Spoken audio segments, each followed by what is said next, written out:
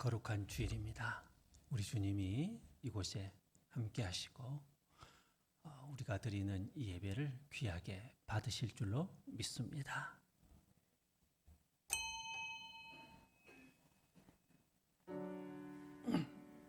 목소리 높여서 주 찬양하여라.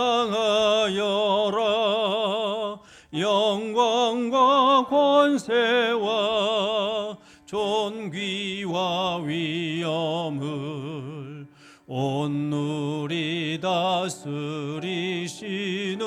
만왕의 왕께 돌려라.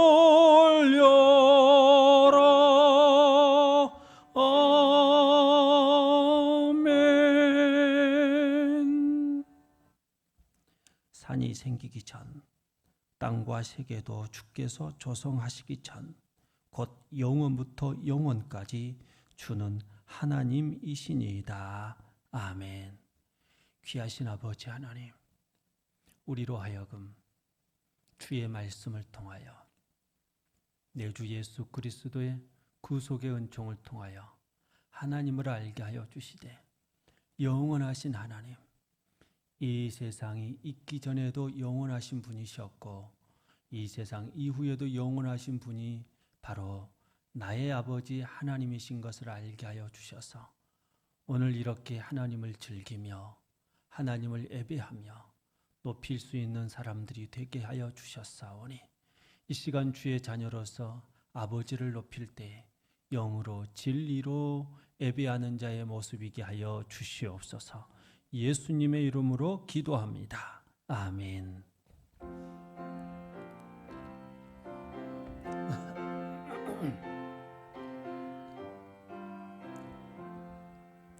피난처 있으니 환난을 당한 자 이리 오라.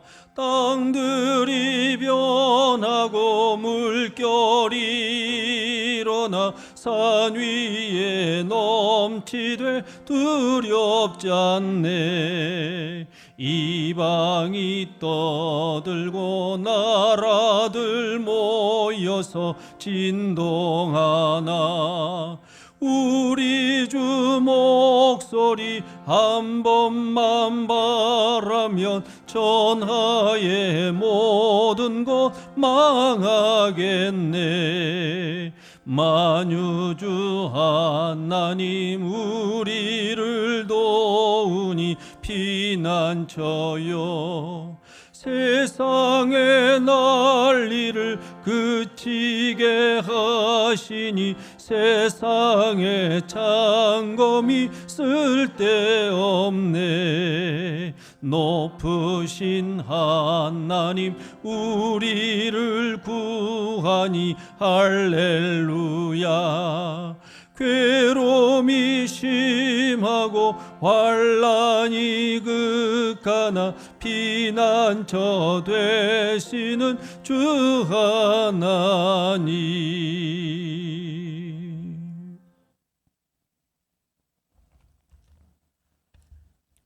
내가 붙드는 나의 종, 내 마음에 기뻐하는 자, 곧 내가 택한 사람을 보라.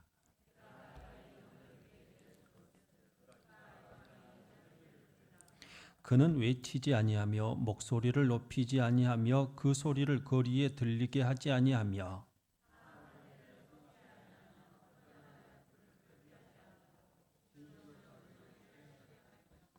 그는 쇠하지 아니하며 낙담하지 아니하고 세상의 정의를 세우기에 이르리니, 나 여호와가 의로 너를 불렀은즉 내가 내 손을 잡아 너를 보호하며 내가 눈먼 자들의 눈을 밝히며 갇힌 자를 감옥에서 이끌어내며. 아멘. 나는 전능하신 아버지 하나님 천지의 창조주를 믿습니다. 나는 그의 유일하신 아들 우리 주 예수 그리스도를 믿습니다. 그는 성령으로 잉태되어 동정녀 마리아에게서 나시고 본디오 빌라도에게 고난을 받아 십자가에 못 박혀 죽으시고 장사된 지 사흘 만에 죽은 자 가운데서 다시 살아나셨으며 하늘에 오르시어 전능하신 아버지 하나님 우편에 앉아 계시다가 거기로부터 살아있는 자와 죽은 자를 심판하러 오십니다.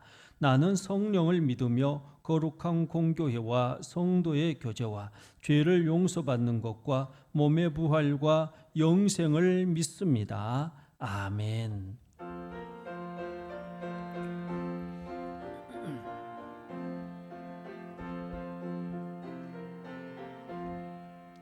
내 진정 사모하는 친구가 되시는 구주 예수님은 아름다워라. 산 밑에 백합하여 빛나는 새벽별 주님 영원할 길 아주 없도다. 내 마음이 아플 적에 큰 위로 되시며 나 외로울 때 좋은 친구라. 주는 저 산 밑에 백합 빛나는 새벽별 이 땅 위에 비길 것이 없도다. 내 마음의 모든 염려 이 세상 고락도 주님 항상 같이 하여 주시고 시험을 당할 때에 악마의 계교를 즉시 물리치사 나를 지키네.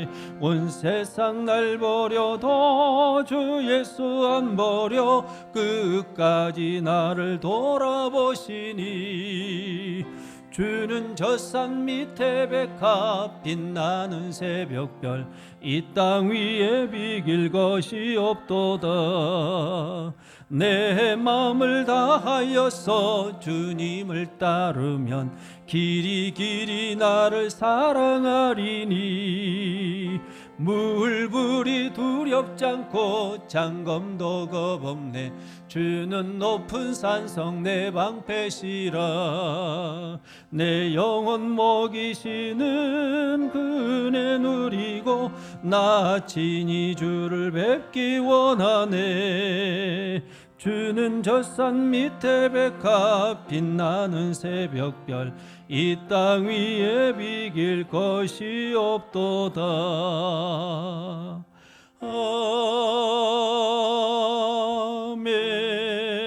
아멘.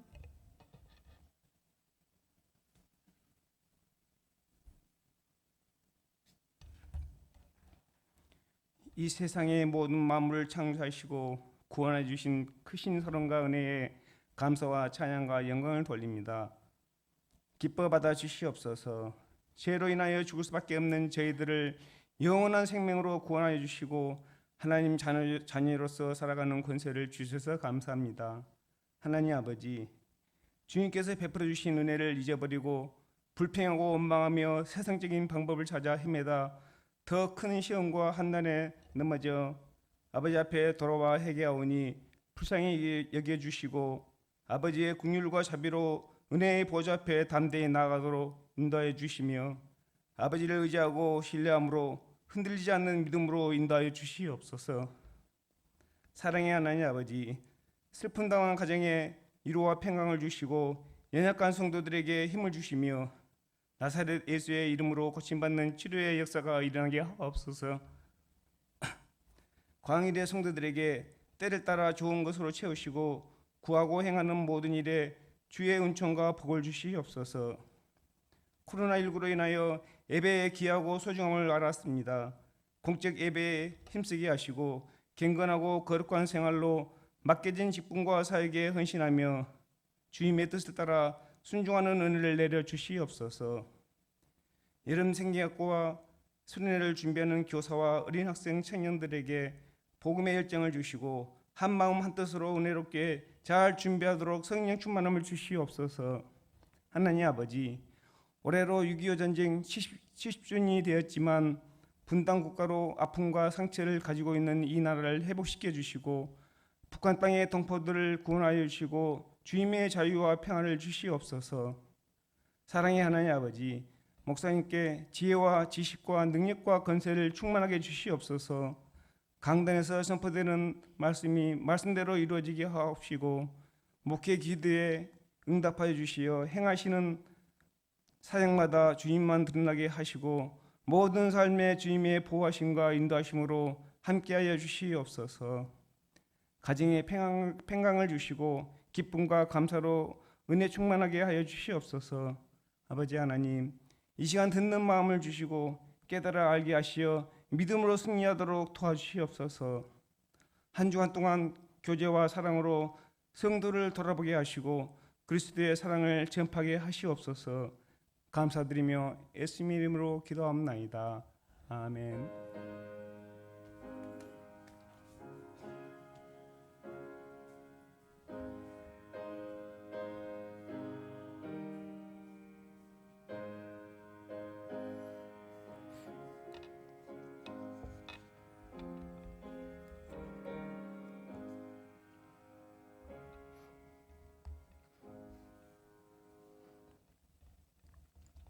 하나님이 우리에게 주신 말씀은 신약성경 요한복음 16장 30절에서 33절입니다. 요한복음 16장 30절에서 33절입니다. 우리가 지금에야 주께서 모든 것을 아시고 또 사람의 물음을 기다리시지 않는 줄 아나이다. 이로써 하나님께로부터 나오심을 우리가 믿사옵나이다. 예수께서 대답하시되 이제는 너희가 믿느냐? 보라, 너희가 다 각각 제 곳으로 흩어지고 나를 혼자 둘 때가 오나니 벌써 왔도다. 그러나 내가 혼자 있는 것이 아니라 아버지께서 나와 함께 계시느니라. 이것을 너희에게 이르는 것은 너희로 내 안에서 평안을 누리게 하려 함이라. 세상에서는 너희가 환난을 당하나 담대하라. 내가 세상을 이기었노라. 아멘.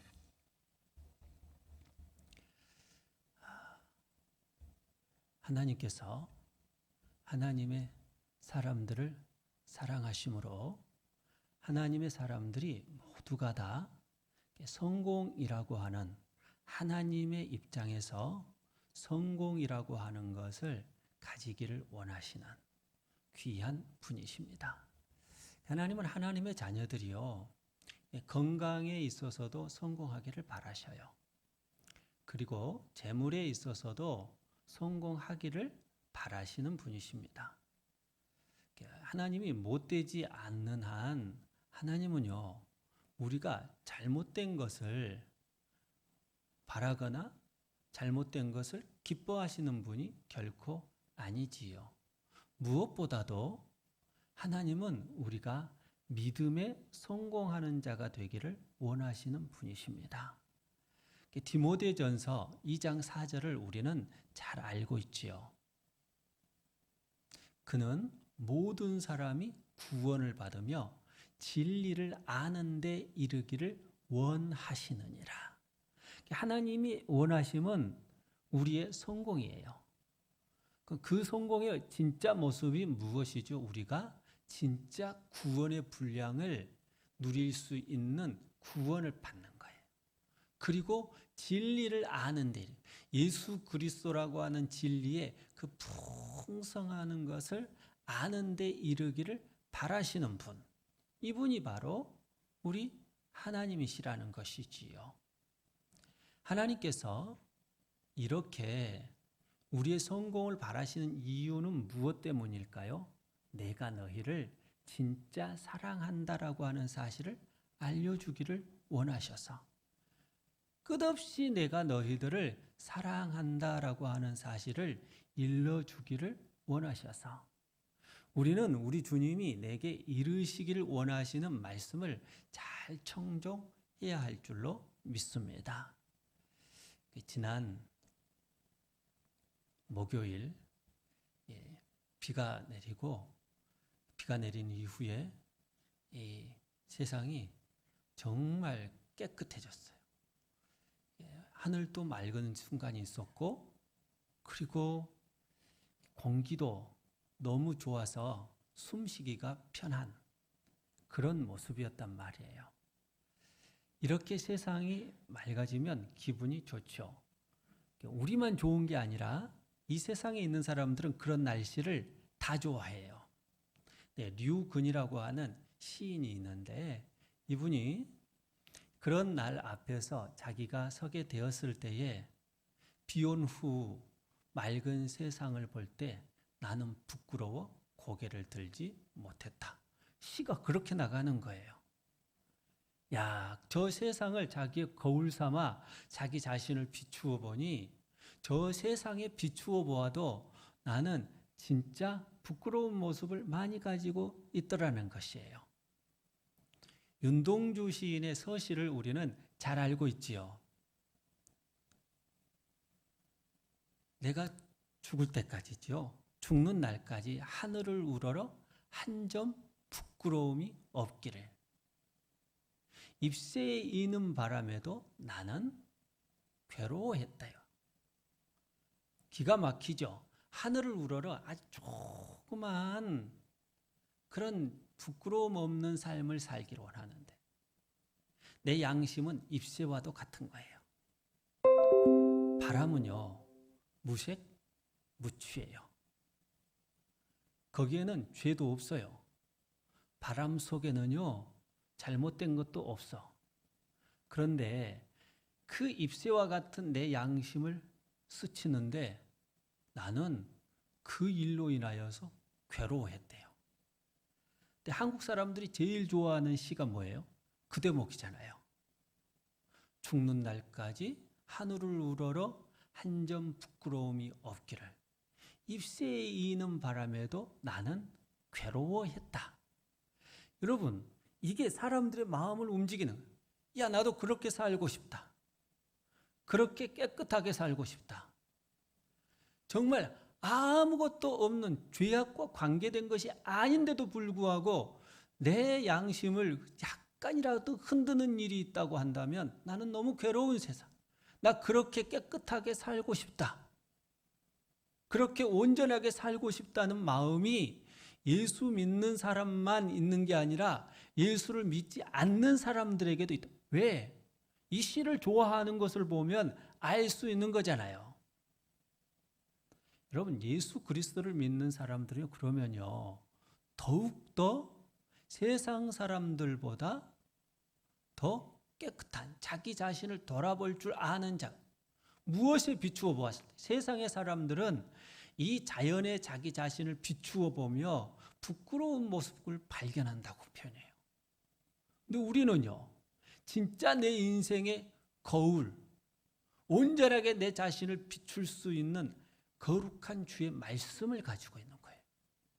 하나님의 말씀은 우리에게 창문의 역할, 하나님 나라를 보여주는 창문의 역할을 하는 것이기도 하지만 내 자신이 어떤 존재인지에 대하여서 비추어주는 거울 역할도 하는 거잖아요. 아주 정확하게. 그래서 하나님의 말씀 앞에 자기 자신이 진짜 노출이 되면 나는 죄인이로소이다 하고 정말 고개를 들 수 없는, 부끄러워서 무릎을 꿇을 수밖에 없는, 화로다, 나여 망하게 되었도다라고 하는 고백을 하였던 이사야 선지자와 같이 내 자신은 죽을 수밖에 없는 죄인이라고 하는 사실을 고백할 수밖에 없는 사람으로 선다는 것이지요. 그뿐인가요? 예수 그리스도를 믿는 사람들은 잎새에 이는 바람에도 부끄러운 모습을 가지기도 하지만 진짜는요, 하나님, 코람데오라고 하는 하나님 앞에서의 내 자신의 모습을 통하여 나는 심히 괴로워할 수밖에 없는 사람. 우리는 이 세상에서 어떻게 살아가야 할까요? 베드로 후서 4장 11절 말씀에 보면 누가 말하려거든 하나님이 말씀하시는 것과 같이 하고 누가 봉사하려거든 하나님이 공급하여 주시는 힘으로 하는 것과 같이 하라. 그리하면 그리스도 예수 안에서 하나님께서 영광을 받으시리라. 여러분, 진짜 우리의 인생의 목적이 무엇이에요? 하나님의 영광을 드러내는 거예요. 그러면 하나님의 영광을 드러낼 때에 내 자신은 어디에 속해 있어야 되느냐? 바로 그리스도 안에 속해 있어야 되는 거예요. 예수 그리스도의 이름이 아니면 하나님께 영광을 돌릴 수 있는 방법이 없어요.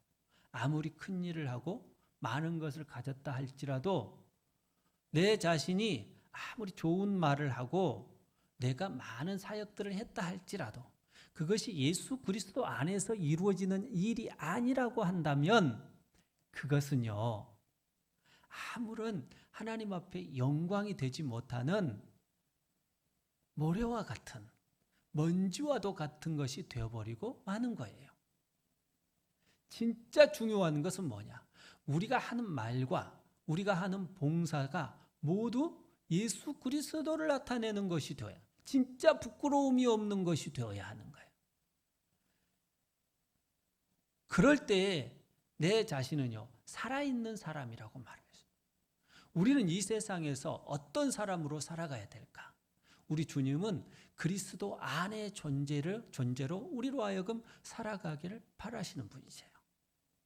여러분들은 어디 안에 있는 존재예요? 여러분, 물질 안에 있는 존재, 내가 많이 생각하고 있는 것은 내가 그 속에 있다는 거예요. 그것의 지배력 속에 있다는 것이지요. 여러분들은 예수님이 너무 좋아 예수님을 많이 생각하세요?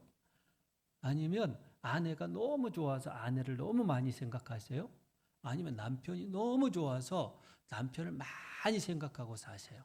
아니면 돈이 좋아서 돈을 많이 생각하고 사십니까? 건강이 너무 소중하다고 생각해서 어떻게 하면 내가 건강할 수 있을까 생각하고 사십니까?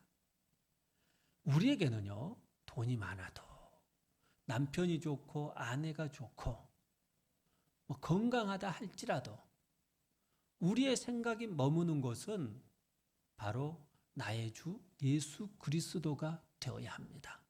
그것이 아니고는 우리가 하나님 앞에 영광을 돌릴 수 있는 방법, 영광을 돌릴 수 있는 길이 없는 거예요. 우리 주님이 우리에게 일러주시는 거, 말씀해 주시는 거, 진짜 꼭 하고 싶으신 말씀이 있어요. 너희는 예수 그리스도 안에 존재가 되라는 거예요. 예수 그리스도로 살라는 거예요. 예수 그리스도 그분을 믿는 자녀답게 하나님의 자녀답게 살라는 것이 바로 우리 주님이 우리에게 일러주신 말씀인 줄로 믿습니다. 우리 주님께서 오늘 본문 말씀에 내가 너희에게 이르는 것은, 옛날 성경에 보면 내가 이것을 너희에게 이름은 이렇게 말하는 것은 이렇게 표현해요. 너희가 내 안에서 평안을 누리게 하려 함이라. 너희가 세상에서는 환난을 당하나 담대하라. 내가 세상을 이기었노라. 여러분, 우리 주님께서 내게 일러주신 말씀이 33절의 말씀이란 말이에요. 이게 무슨 말일까요, 여러분? 내가 너희에게는 너희가 내 안에서 평안을 누리게 하려 함이라. 내가 너희에게 진짜 이렇게 했을 때 너희가 진짜로 평안을 누려. 환난을 당한다 너희가. 그런데 담대해라. 왜냐하면 내가 세상을 이기었기 때문에. 이 말씀은 지금 성령 그 이후라고 하는 이 큰 틀 안에서의 말씀의 네 번째 말씀이에요. 근데 이 말씀이 모두가 다 어디에서 나온 말씀이었어요? 요한복음의 성령론이라고 하는 요한복음 14장, 15장, 16장에서 나온 말씀이란 말이에요.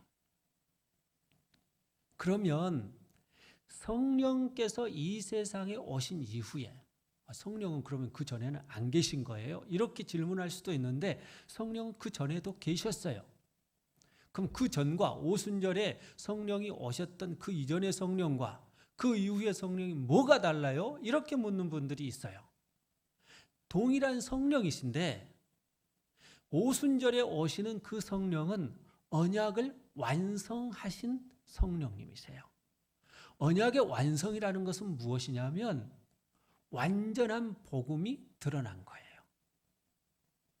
완전한 복음이 드러났다는 것은 언약이라고 하는 것은 바로 하나님이 나의 하나님이 되고 내가 하나님의 백성이 되는데 하나님이 그것을 인정하고 하나님이 그것을 완성했다고 하고 말할 수 있는 그 언약의 완성을 말하는 내가 하나님의 백성이 되고 너는 나의 백성이 되고 나는 너희의 하나님이 되리라고 하는 말씀의 완성이에요. 진짜 그것이 누구를 통하여서 고백이 되어지느냐? 성령을 통하여서 고백이 되는 줄로 믿습니다. 그렇게 성령을 통하여서 우리가 하나님을 나의 아버지라고 고백할 수 있고 내가 하나님의 자녀라고 고백할 수 있고 하나님이 나의 왕이라 나는 하나님의 백성이다 라고 하는 그 온전한 고백이 나올 수 있도록 해주시는 분이 누구냐? 오순절 성령 강림.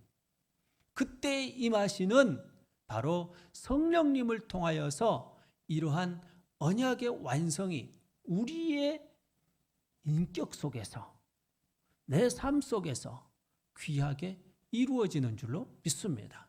이게 진짜 중요한 거예요. 그 일로 인하여서 교회가 똑 세워지게 되잖아요. 예수 그리스도의 이름으로.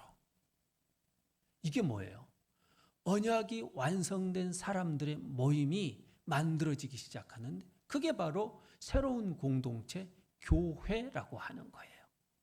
그래서 성령이 역사하면 언약이 완성된 하나님의 사람들이 모이게 되는 교회가 완전하게 세워지는 끊임없이 완전하여지는 완성된 것에 또 완성된 하나님의 사람들이 이곳에 이어지고 붙여지는 역사, 교회가 교회되어지는 끊임없이 교회가 성장하게 되는 놀라운 은혜가 주어진 줄로 믿습니다. 여러분, 우리가 진짜 교회라고 한다면 교회는요 끊임없이 언약의 완성으로서 한 사람이 이곳에 붙여지고 연결되고 이어지도록 이것은 자연스럽게 이루어지도록 내 자신이 헌신하고 봉사하는 일들이 나타나게 되어 있어요. 내가 평안해야지 이런 생각이 아니에요. 내가 언약의 완성으로서 내 자신이 이 세상에 살아간다면 자연스럽게 이 완성이 너무 좋은 거거든요. 그래서 자연스럽게 세상에 있는 사람들로 하여금 이 공동체를 맛보게 하고 싶은 거예요. 그래서 교회는요, 우리 주님이 오실 때까지 사라지지 않아요. 교회는 무너지지 않는 거예요. 코로나 때문에 여러분 때로는 이게 교회가 진짜 없어지는 거 아니야? 교회 생존에 문제가 있는 거 아니야? 어제도 보니까 서울에 있는 왕성교회 길요나 그 목사님이 그 사역하시는 길요는 그 길자연 목사님의 아들이네. 세습했거든요 거기에.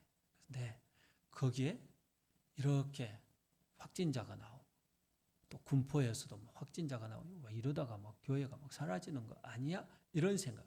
아니, 여러분 교회의 주인은 예수 그리스도이시고 교회가 교회되도록 하여금 교회가 교회되도록 하는 그 귀한 끈의 역할을 하시는 분이 성령 하나님이신 줄로 믿습니다.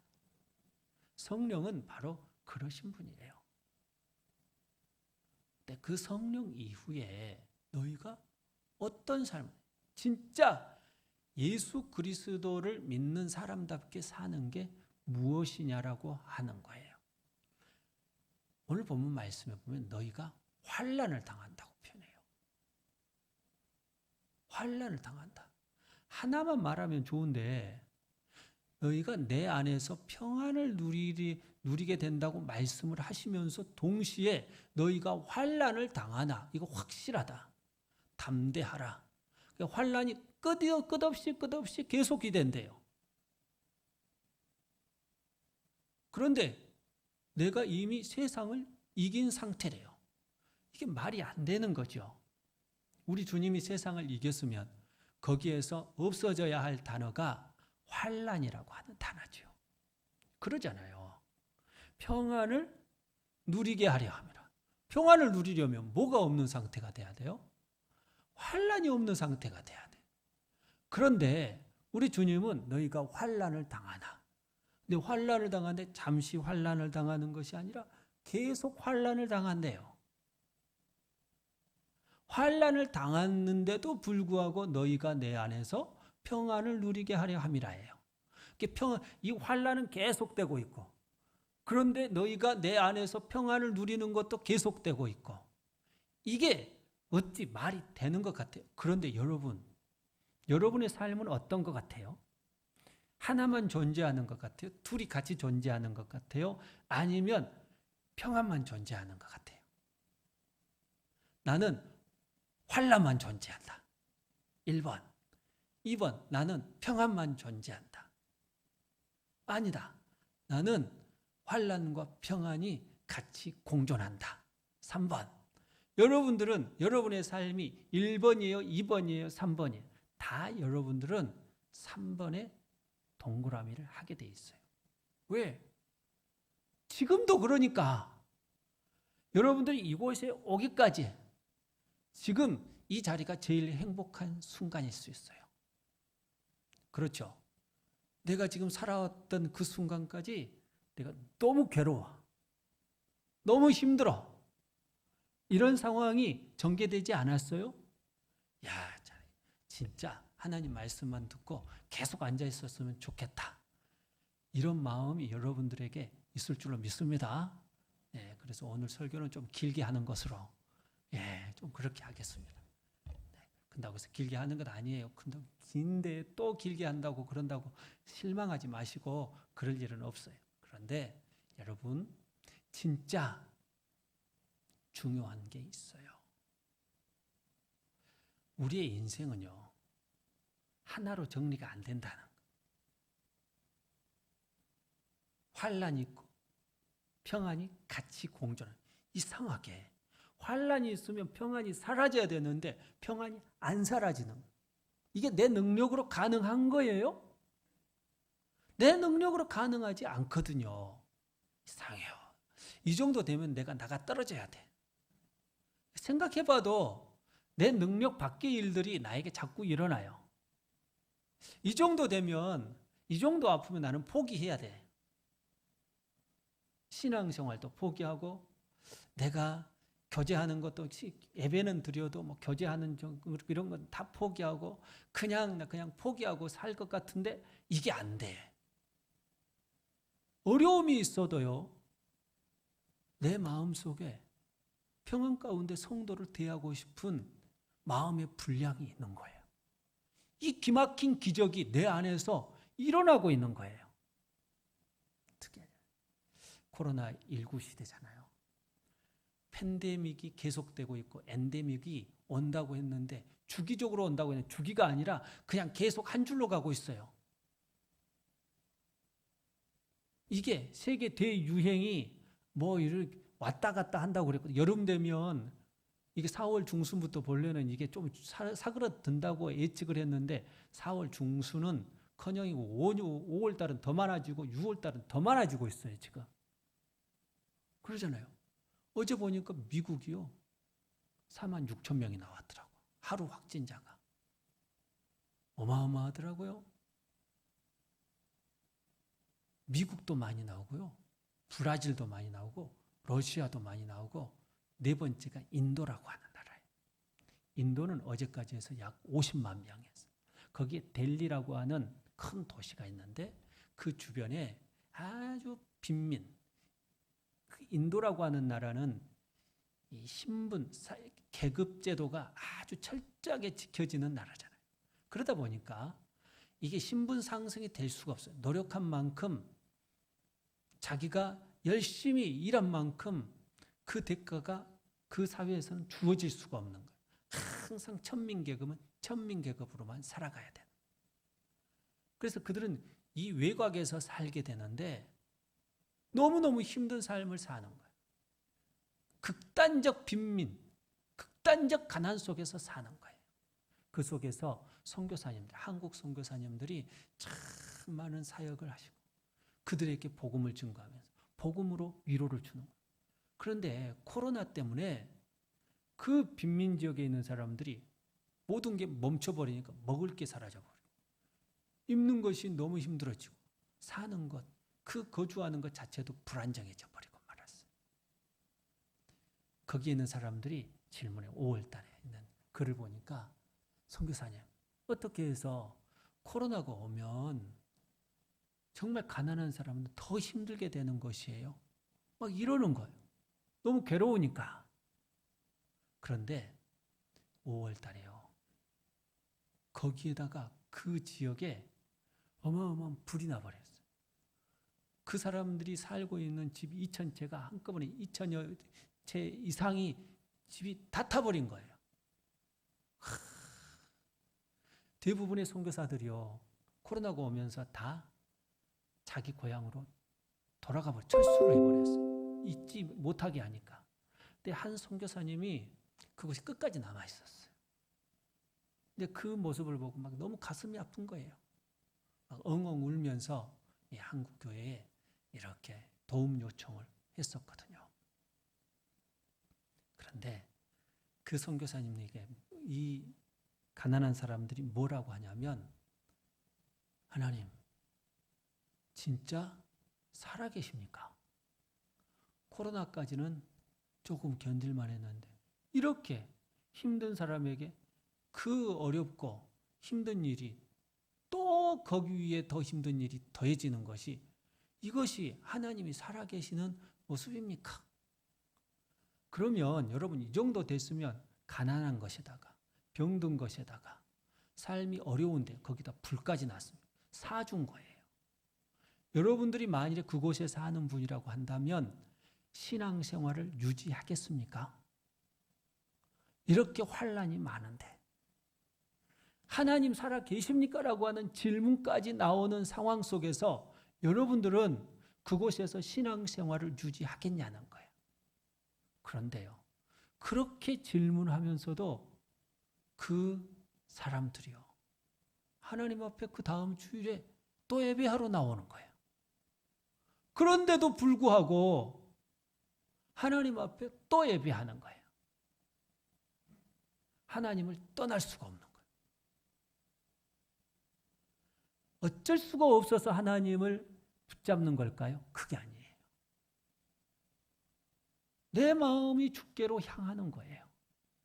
없어지지 아니하는 하나님을 향한 그 마음이 내 마음 가운데에 있는 거예요.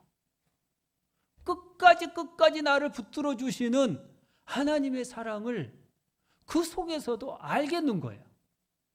그러니 그 속에서 떠나지를 않는 거예요. 그러잖아요. 어떤 우리 교회 성도님이 이런 말을 했어요.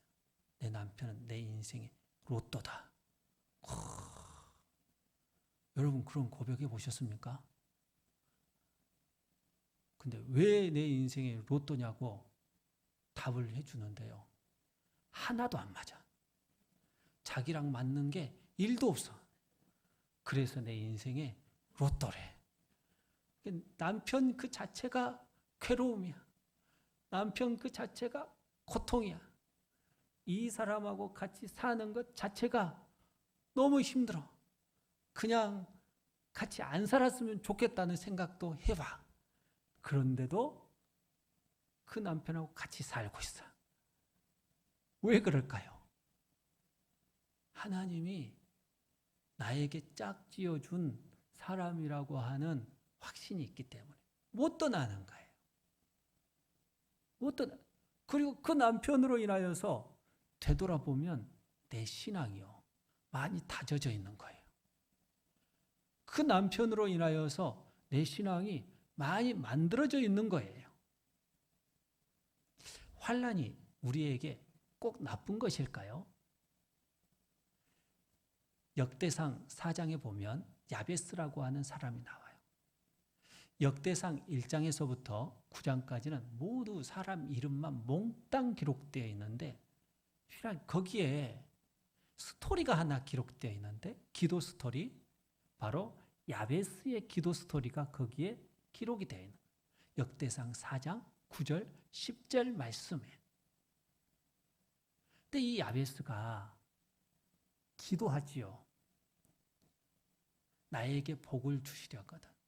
나의 지경을 넓혀주시고 나의 지역을 넓혀주시고 나로 환난에서 벗어나. 주님이 나를 도와주심으로 나를 환난에서 벗어나게 하여 주옵소서. 이렇게 야베스가 기도하였을 때 하나님께서 그 기도에 대하여 허락하셨더라. 이것이 성경에 기록되어 있는 내용이에요. 야베스라고 하는 이름의 뜻이 뭐예요? 고통이라는 뜻이에요. 고난. 이름이 야베스라고 하는 것은 그가 고통이라고 하는 이름을 지을 수밖에 없는 상황에서 태어난 거예요. 너무너무 괴로운 상황. 엄마도 괴롭고 자기 아버지도 괴롭고 아버지의 이름이 거기에 나와 있지만 너무 괴로워요. 그리고 그 자신도 야, 너는 고통 가운데 태어난 진짜 내가 너를 힘들게 낳았다. 너무 괴로운 상황 가운데 너를 낳았다. 라고 하는 의미로 네 이름은 고통이야. 한국으로 하면.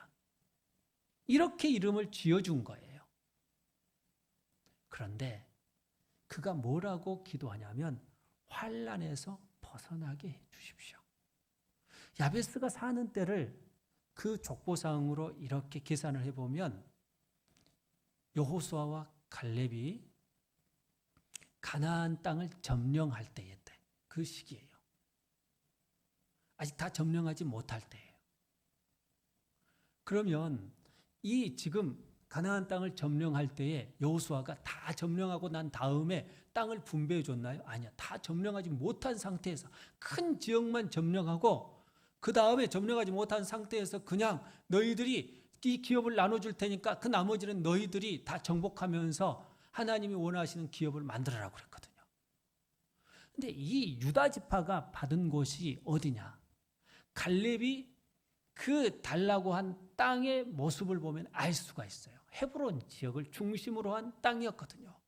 헤브론 지역에는 누가 살고 있었어요? 아낙 자손, 네피림이 살고 있었던, 거인들이 살고 있는, 세상의 용사들이 살고 있는 거예요. 그러면 그 땅을 차지하기 위하여서는 싸워야 되는 거예요. 싸움이라고 하는 것은 결국 환난 속에 들어갈 수밖에 없는 거예요.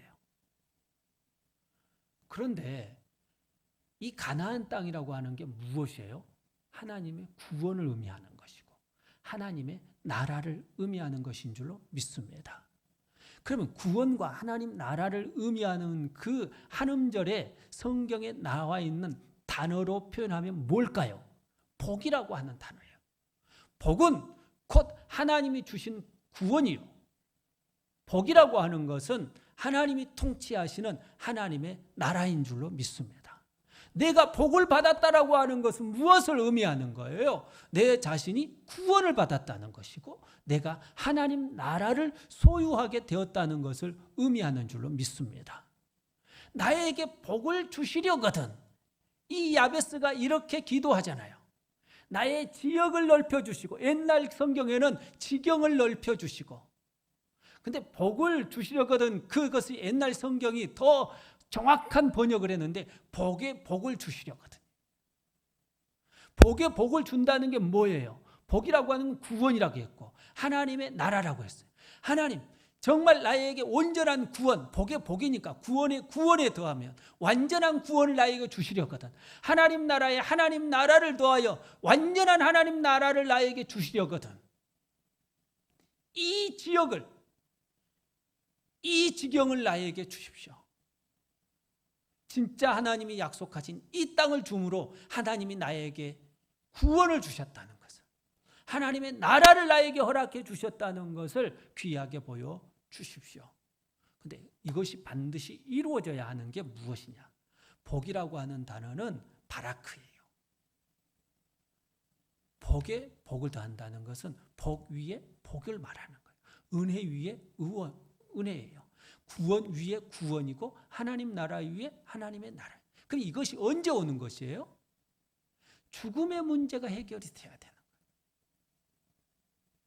너희는 반드시 죽으리라. 이것이 바로 선악을 알게 하는 나무의 열매를 먹는 그날에 인간에게 주어질 저주였거든요. 반드시 죽는다는 말이 무엇이냐면 죽음 위에 죽음이 주어진다는 거예요. 그래서 그것이 반드시 죽음이에요. 무트예요. 타라고 하는 것은 무엇 위에라고 하는, 무트는 죽음이에요. 죽음 위에 죽음이라고 하는 것을 뭐라고 해석하냐? 반드시 죽으리라. 완전한 죽음이 너희에게 이르리라는 거거든요. 이것을 깨버리는 게 뭘까요? 하나님의 복이에요. 하나님의 복이 임해야만이 무엇가 사라지느냐? 죽음이 사라지는 거예요. 무트가 사라지기 위해서는 바라크가 필요한 거예요. 복음 위에 복음, 구원 위에 구원, 하나님 나라 위에 하나님, 완전한 하나님의 나라, 완전한 복음, 완전한 구원이 있을 때에 그 완전한 죽음은 물러간 줄로 믿습니다. 그러면 여러분, 이러한 일들은 무엇을 나타내는 거예요? 예수 그리스도의 구원 사역을 나타내는 거거든요. 그럼 진짜 우리에게 복은 어떻게, 무엇을 통하여 주어지게 된 거예요? 진짜 복 위에 복, 구원 위에 구원, 하나님 나라 위에 하나님 나라라고 하는 완전한 구원과 완전한 하나님의 나라는 무엇을 통하여 우리에게 주어졌냐고요?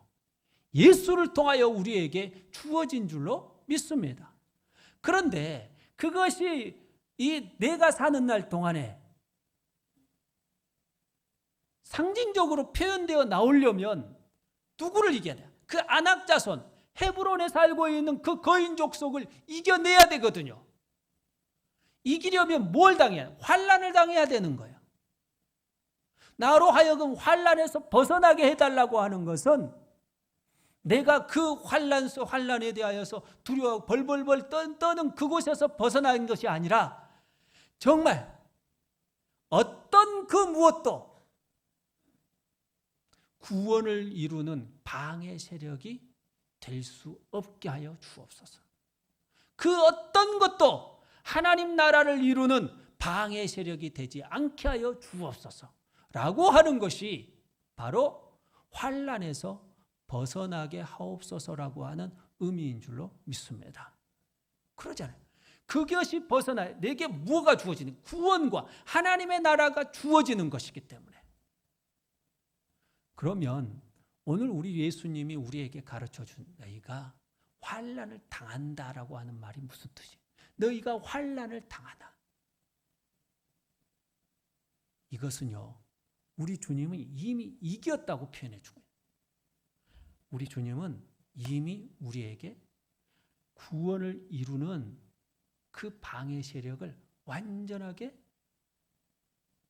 이겨버리고 제거해버리고 하나님 나라를 만드는데 방해하는 세력들을 이겨버렸어요. 그런데 우리에게 환난이 와. 그럼 뭘 말하겠어요? 이미 이겨버린 것에 대하여서 구약에서는 예수님이 이루실 것을 바라보는 것이지만 신약은 이미 이루어졌잖아요. 예수님을 통하여. 그러면 이미 이루어진 구원과 이미 이루어진 하나님의 나라가 우리에게요 설명이 되어지는데, 환난을 당해도 없어지지 아니하는 구원, 환난이 당해도 완성되어진 그 하나님의 나라는 무너지지 않는다라고 하는 그 이야기가 나를 통하여서 쓰여지고 있는 거예요. 여러분은요 무엇을 이 세상에서 만들어가느냐? 예수 스토리를 만들어가는데, 구원 스토리, 하나님 나라의 스토리를 만들어가는 거예요. 아무리 큰 환란이 내게 닥친다 할지라도 그 어떤 것도 우리 주님이 완성해버린 구원의 그 이야기들을 막아낼 수가 없는 거예요. 하나님 나라의 그 이야기를 막아낼 수가 없는, 그들이 방해할 수가 없는 거예요. 이런 이야기를 세상에 보여주는 거예요. 환란을 당해도 결코 교회는 무너지지 않는다라고 하는 사실을 우리 주님은 우리에게 가르쳐 주는 줄로 믿습니다. 여러분, 이럴 때에 내 안에서요, 없어지지 않은 평안이 있는데, 그 평안이라는 게 뭐지요? 가장 큰 평안은 하나님께서 친히 내게 이루어 주신 언약의 완성이에요. 진짜 하나님 나라가 내게 주어져 있는, 하나님이 나의 아버지가 되고 나의 왕이 되고 나는 하나님의 백성이요, 하나님의 자녀가 되었는데 뭐가 두렵겠어요? 진짜 하나님이 나를 사랑한다는 거죠. 그러므로 내가 그 언약을 완성하신 내 하나님 앞에 순종하는 자의 삶을 사는 모습, 이것이 바로 내가 평안을 누리는 거예요.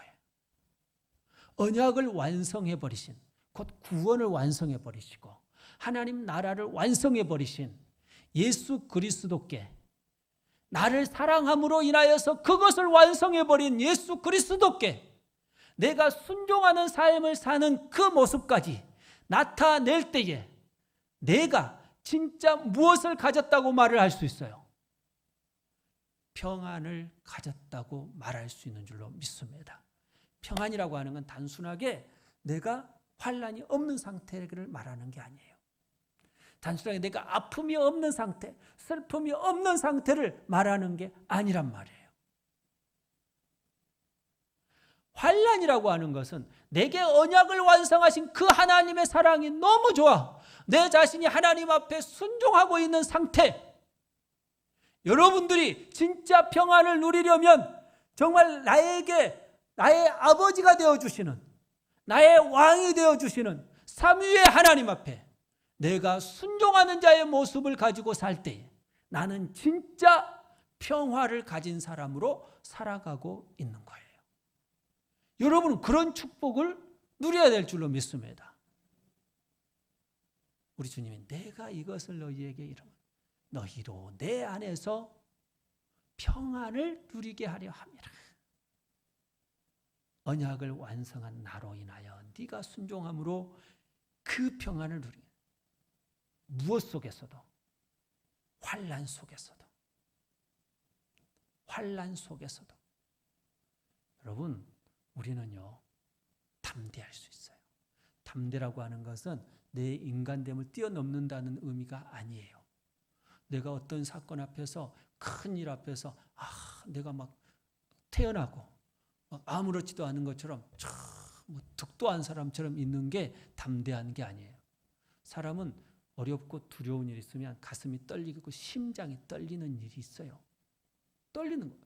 저는 겁이 많을까요? 겁이 없을까요? 겁이 엄청 많습니다. 예, 겁이 엄청 많아요.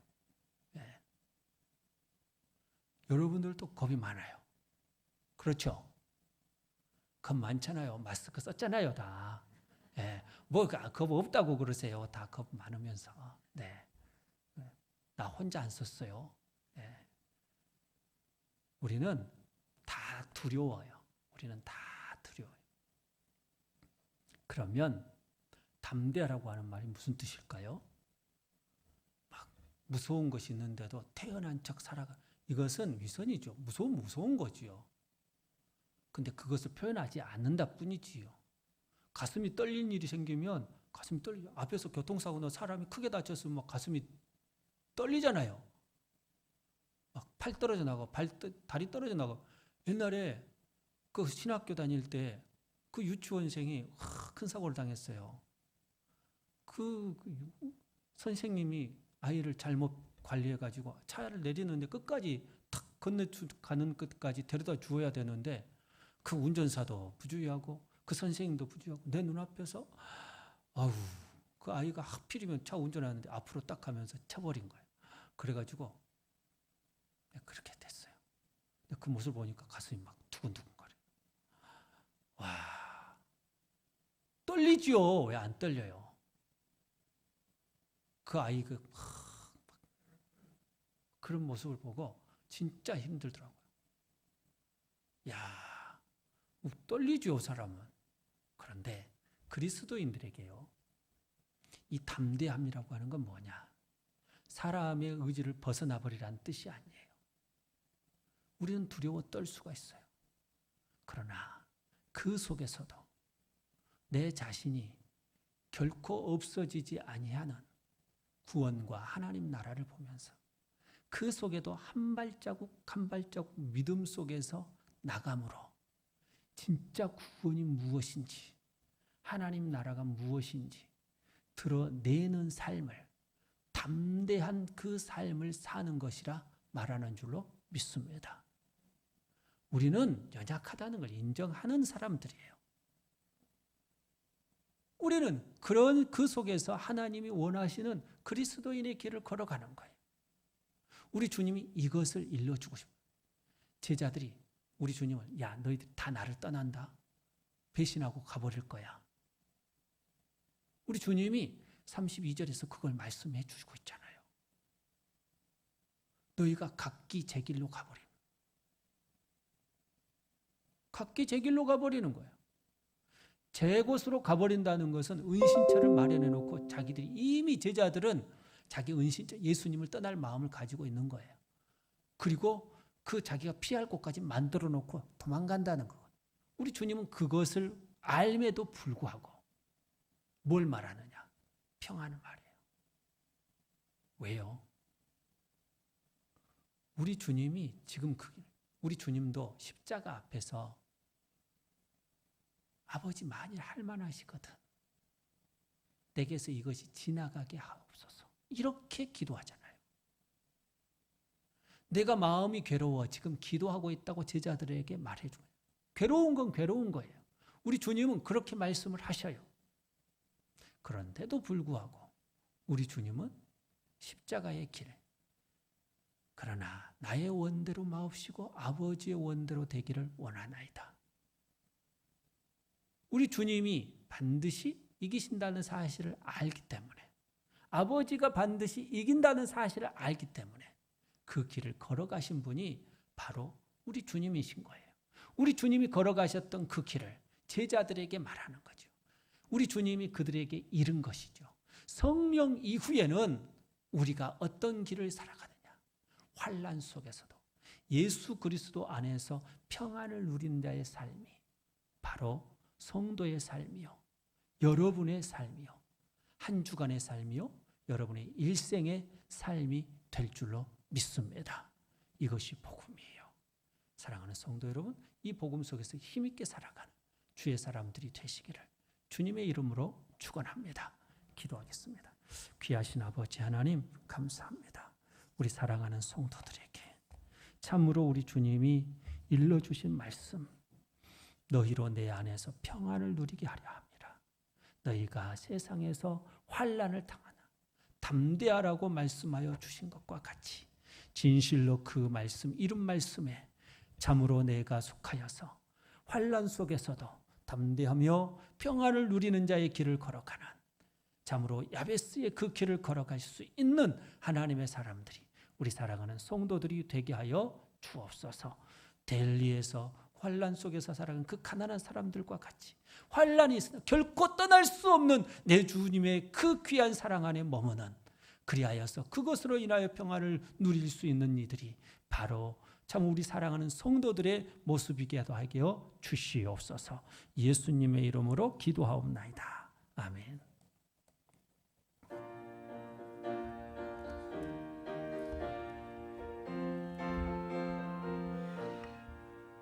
죄에서 자유를 얻게 함은 보혈의 능력, 주의 보혈, 시험을 이기고 승리하니 참 놀라운 능력이로다. 주의 보혈 능력이 있도다. 주의 피 믿으오. 주의 보혈 어린 양의 매우 귀중한 피로다. 육체의 정욕을 이기림은 보혈의 능력, 주의 보혈 정결한 마음을 얻게 하니 참 놀라운 능력이로다. 주의 보혈 능력이 또다. 주의 피 믿으오. 주의 보혈 그 어린 양의 매우 귀중한 피로다. 눈보다 더 이게 밝히는 것 보혈의 능력, 주의 보혈 부정한 모든 것 밝히시니 참 놀라운 능력이로다. 주의 보혈 능력이 또다. 주의 피 믿으오. 주의 보혈 그 어린 양의 매우 귀중한 피로다. 구주의 복음을 전할 제목 보혈의 능력, 주의 보혈 날마다 나에게 찬송 주니 참 놀라운 능력이로다. 주의 보혈 능력이 또다. 주의 피 믿으오. 주의 보혈 그 어린 양의 매우 귀중한 피로다. 귀하신 아버지 하나님 감사합니다. 우리로 하여금 예수 그리스도의 사랑 참으로 근심에서 벗어나게 하시고 믿음의 사람이 되게 하여 주시고 우리로 하여금 고아와 같이 보내지 않는 인생을 허락하여 주신 주님, 참으로 그 은혜를 감사하여 주 앞에 예물을 드립니다. 마음을 드립니다. 내 인생에 때로는 괴로움과 슬픔도 있었는데 이것도 참으로 주의 의를 이루는 것이었다고 한다면 다 모아서 드리오니 참으로 예물과 함께 모든 것 주님 앞에 드리오니 아버지 하나님, 우리의 마음 정직한 것들을 표현하여 11조도 드리고 주일헌금도 드리고 감사와 선교 헌금도 드립니다. 주일헌금도 드리오니 귀하게 받아 주옵소서. 언제나 정직한 것 되게 하시고 내 주님이 축복하여 주실 때에 아버지 하나님, 우리 사랑하는 성도들의 인생이 복되게 하시고 값어치 있게 하여 주시되 예수로 복되는 하나님의 사람들이 되게 하여 주시고 진실로 진실로 우리 주님이 내게 이룬 그 말씀을 기억해내는, 그리하여서 환난 가운데서도 평안을 가질 수 있는 하나님의 사람들이 되게 하여 주시옵소서. 예수님의 이름으로 기도하옵나이다. 아멘. 우리 주님이 우리와 함께 하셨고 한 주간도 승리하게 하셨는데 또 한 주간도 승리하게 하실 줄로 믿습니다. 11시 예배 후에는 원래가 있어요. 원래 참석하실 분들은 또 교제가 잘 안 되기 때문에 꼭 마스크를 쓰고, 또 원래 교제할 때는 음식 교제는 하지 마시기 바랍니다. 계속해서 교회에 확진자가 나올 때 꼭 음식 이야기가 나오더라고요. 음식을 교회 안에서는 먹지 마세요. 작은 것도 아이들에게도 주어서도 안 되고, 그리고 아이들 자꾸 만지지 마세요. 아이들 예쁘다고 머리 쓰다듬지 말고 막 안거나 이러지 마시기 바랍니다. 아이들 그렇게 하는 거 아니에요. 그래서 지금 코로나 시대예요. 지금 코로나 시대니까 그런 거 하면 안 돼요.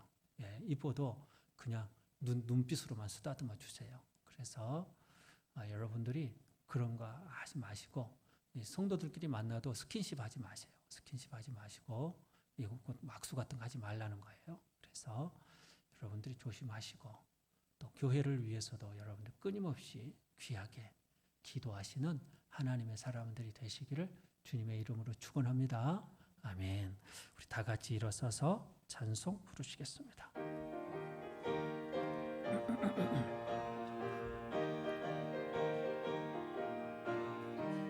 나 캄캄한 밤 죄의 길에 방황했으나 주 크신 사랑 빛일 때 곧 어둠 떠났네. 사랑의 빛 오늘 내 맘에 사랑의 빛 항상 있도다. 내가 예수 믿고 죄 좀 벗은 후 마음속에 항상 그 빛 있도다. 이제는 우리 주 예수 그리스도의 은혜와 하나님 아버지의 무한하신 사랑과 성령님의 교통하심이 주님이 내게 이르신 그 말씀과 같이 귀하게 이 땅에서 성도로서 하나님의 자녀로서 예수 그리스도의 사람으로 귀하게 살아가길 원하는 우리 사랑하는 성도들 위해 이제부터 영원까지 함께 있기를 간절히 축원하옵니다.